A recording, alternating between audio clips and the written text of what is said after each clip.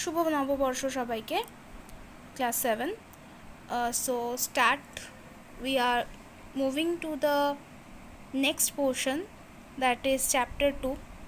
What I am doing? Chapter 2. Okay.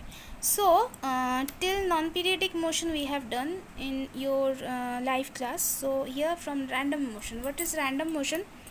Random motion is a motion when an object moves in a way that it does not follow any fixed pattern. Fixed pattern means, suppose you are doing cycling and you are cycling in first in straight direction, then you are taking right turn, then you are taking left turn. So this is a random motion. What is multiple motion? Multiple motion is if an object perform more than one type of motion at the same time. Repetitive motion. Okay, so example, wheel of a car or a bicycle, both have rotatory and translatory motion, and it is doing same thing again and again and again and again, same thing, same pattern. Next question. Next thing that is given, uniform speed and non-uniform speed. To understand it, turn the page and see the chart that is given here. Next page, that is a bus at 7 a.m. it is in its position, so distance it has covered, that is 0 kilometer. At 8 a.m. it has covered 40 kilometer. At 9 a.m. it has covered 80 kilometer. That means in 1 hour what distance he has travelled? 80 minus 40, that is 40. Again at 10 a.m. it has covered 120. That means in 1 hour what is the distance covered by the bus? Again 120 divided minus 80, that is 40 kilometer.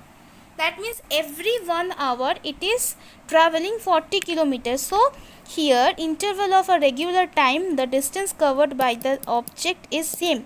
This is known as uniform speed. What is non-uniform speed? Suppose this bus is when it is at 9 a.m. it is covering in 80 kilometer, and in 10 a.m. it is covering 110 kilometer. That means it is covering 110 minus 80, that is 30 kilometer. So now it is not in a regular pattern. Distance covered by the bus is not same interval of 1 hour. So here we say this is a non-uniform speed. Non-uniform speed is when a body travels through unequal distances in equal interval of time.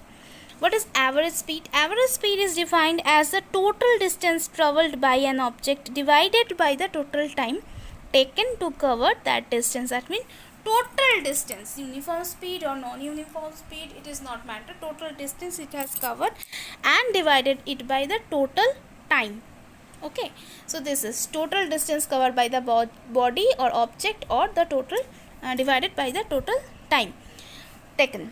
Solve the example we will do in your live class. Next, move to the next portion, that is scalar and vector quantity. What is scalar quantity? It is a physical quantity that is fully described by its magnitude only. Magnitude matlab only numerical value alone. There is no direction like distance, speed, mass, length and area. See, area, it only have a magnitude. Area does not have any direction. Suppose length, it does not have any direction. What are the vector quantity? Vector quantity are the physical quantities that is fully described by both magnitude and direction. Both are there, magnitude and also direction. Suppose example is displacement, weight, force. All of these have a magnitude and a direction. Okay, now the next topic is distance and displacement. Again, to understand this thing, turn the page and see this thing. Suppose Rahul, a person, it is starting its journey from point C. Okay, so to D it has covered a distance, that is 4 meter, and then he takes right turn and it reaches A, and here it is traveling 3 meter. So what is the total distance covered by Rahul? Distance covered by Rahul is this 4 meter plus 3 meter. That means total path it has covered. That means 4 plus 3 is 7 meter. And what is the displacement done by Rahul? That is the length between the starting point and the ending point. That how we will get it? You will get it by the Pythagoras theorem, that is AC is equals to root over AB square plus BC square, that is 4 meter square plus 3 meter square, that is 16 plus 19 root over, that will be 5 meter. So what are the definitions are given here in this page number 31. And distance is the total length of the actual path covered by a moving object, irrespective of its direction. And displacement is the shortest distance traveled by an object from its initial position to its final position in a particular direction.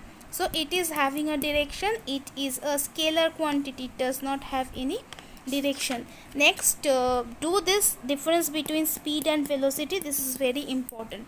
So today to this next day we are going to start with uniform and non-uniform motion.